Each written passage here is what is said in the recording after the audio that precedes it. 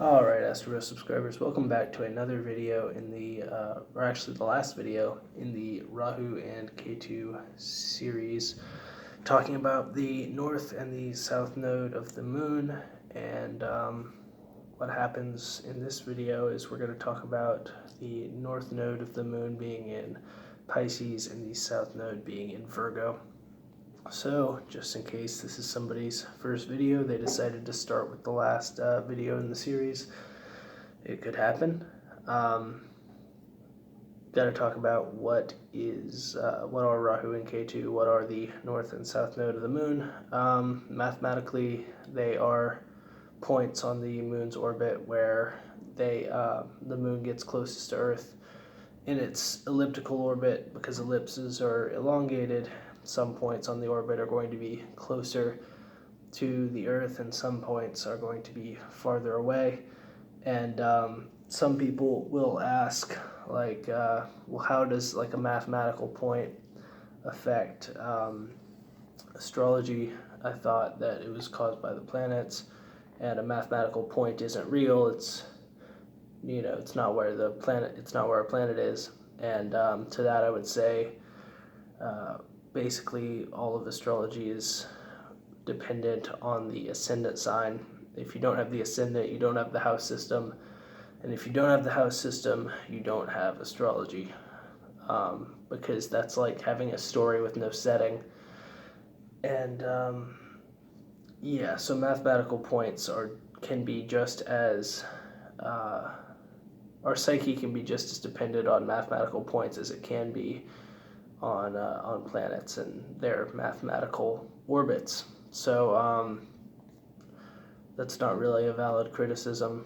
But the north and south node of the moon are points on the moon's orbit, and what they represent psychically is the north node represents things that you were not very good at in your last life, or if you don't believe in reincarnation, that you were just naturally not particularly great at, and you have a desperate anxiety related to fulfilling that archetype, related to fleshing out that archetype and experiencing every angle of it.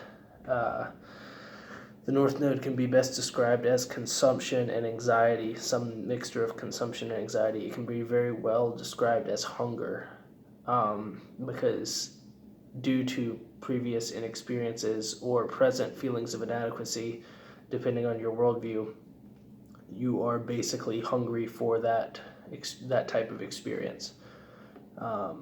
So somebody with North Node in Pisces, or North Node in Taurus, for example, is going to be consuming sensory experiences. They're going to be hungry for sensory experiences.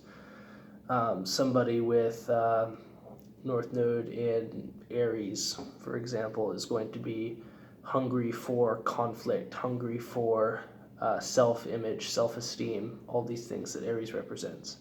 Somebody with North Node in Leo is going to be hungry for artistic, creative self-expression, these kinds of things. So, South Node. South Node is the opposite of the North Node. If North Node is the things that you are hungry for, South Node is the things which you have a chronic distaste for. You are naturally very good at them, and therefore, because you are naturally very good at them, you are not interested in them. It represents embodied knowledge. It represents blindness.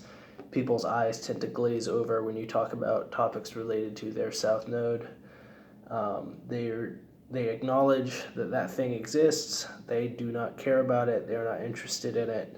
And if they are interested in it, it's usually because there is a planet that is sitting over South Node that is forcing it to take on more of an active quality as opposed to its natural passive avoidance.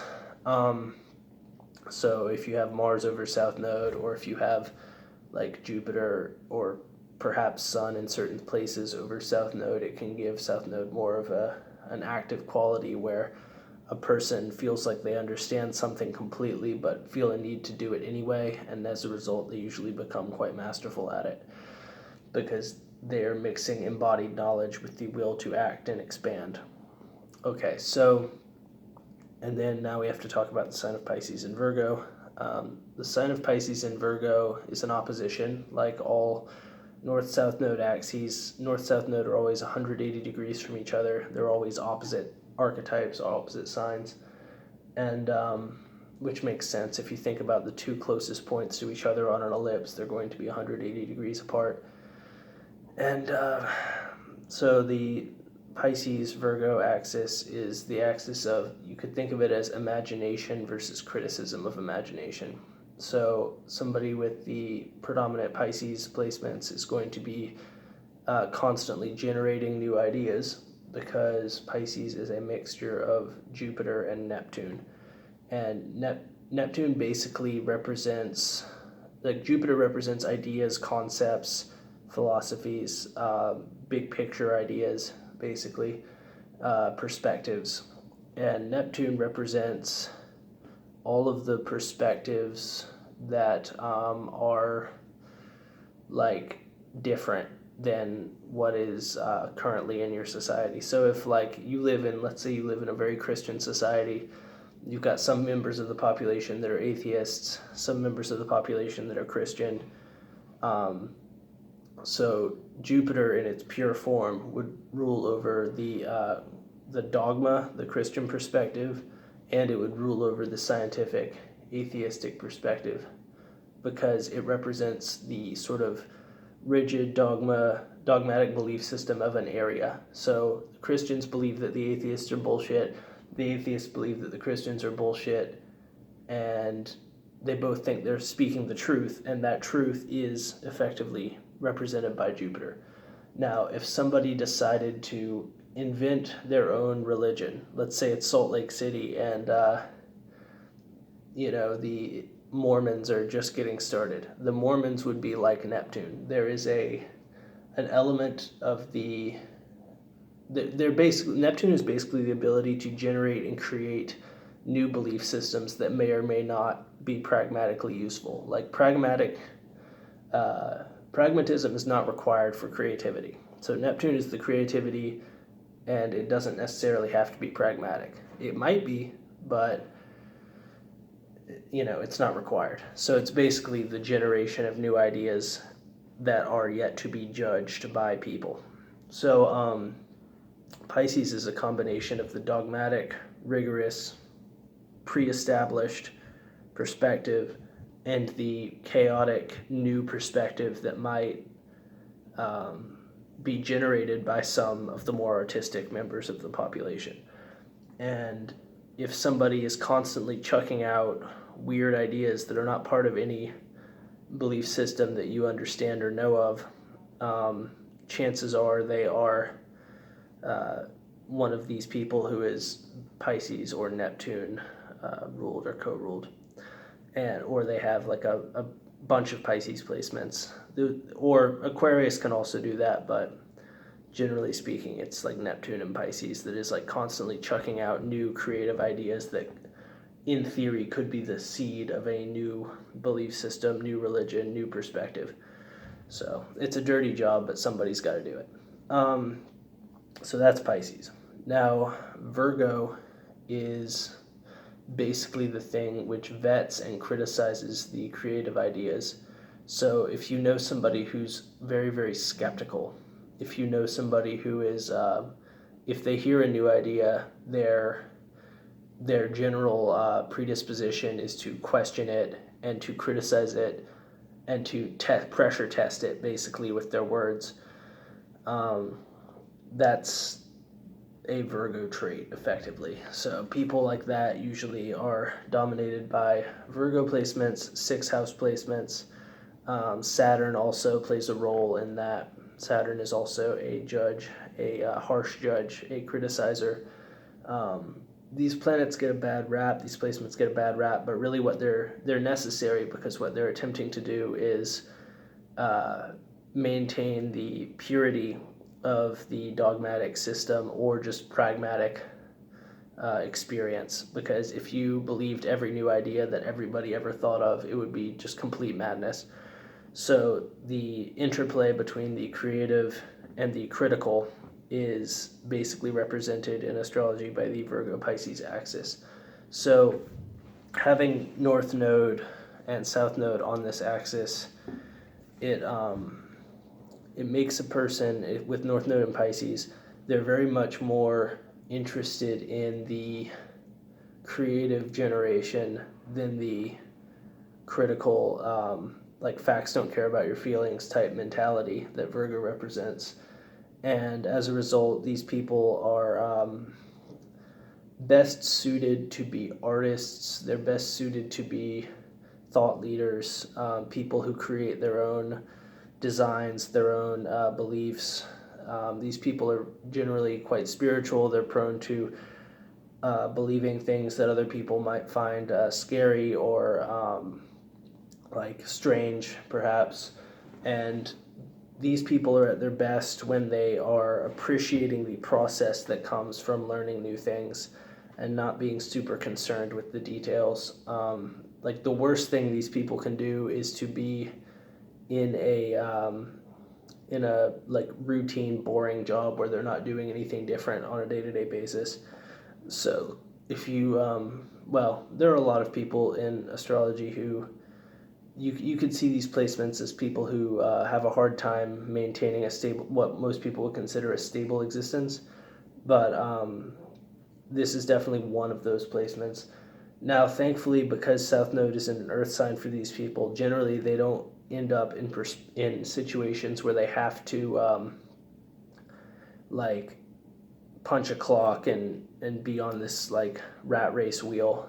Generally, and that's a good thing that they generally don't have to do that, because often they find that to be like kind of nauseating, because what they're really meant to do is to create new things, new perspectives, and try them out, and to be artistic and to be invigorating to people.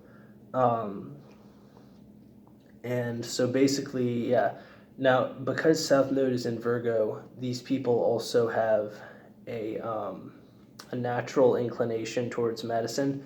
So if they ever get sick, or if anybody ever gets sick around them, generally speaking, these people will know a lot of useful medical trivia that they can use to heal people. And like these are like sort of natural doctors and natural healers. Like they know all the different remedies that you could probably know for most illnesses. So as a result, they tend to be pretty healthy.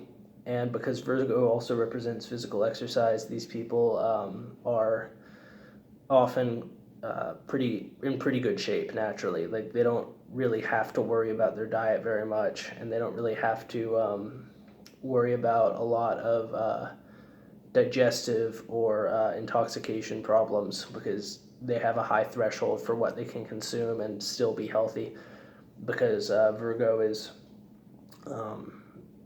that South Node in Virgo energy is giving them the digestive strength and the like energetic strength to not get sick if they eat a bunch of junk. So that's actually a good side of this placement. Obviously that can be overdone, but if these people follow their gut in terms of their diet and their health, they can usually go a long way without getting sick, to whereas somebody without this placement would be viewed as neglectful of their health and they would therefore get sick. So yeah, basically, to sum up, these people are artists. These people have a natural inclination towards logic and medicine and health, but they are also disinterested in it, and they need to fulfill to feel like they're fulfilling themselves. They need to be artistic, they need to be creative, they need to be philosophical, they need to be generating new ideas as opposed to playing around and working with ideas that other people have already created. So that was my analysis of North Node in Pisces, South Node in Virgo, and I will be starting a new series soon in the next video. Till then.